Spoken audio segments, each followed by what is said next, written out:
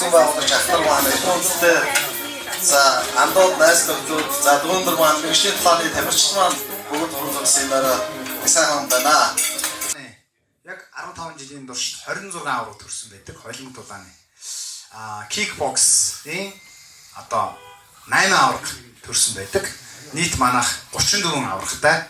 За мэдээж 34 аврагын айл нэг нь асуудал гарвал бас ган төмрийн чихэнд хонх үе ясна. Бас хэцүү 15 жил өнгөрсөн. Тэрийг бас хэлэхэд бас таатай.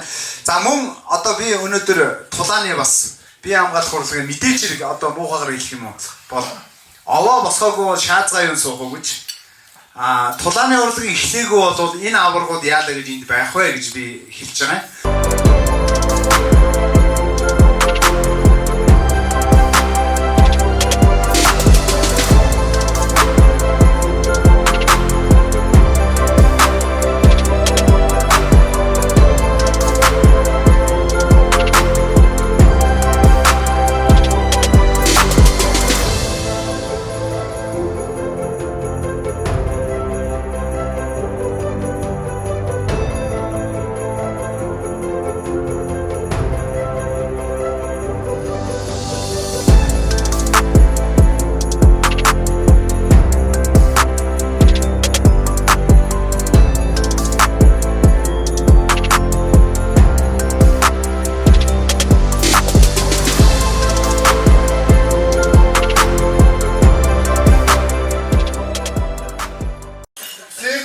Брендийн одоо хамт олонны нэгэн баримтцаар зарчим байгаа.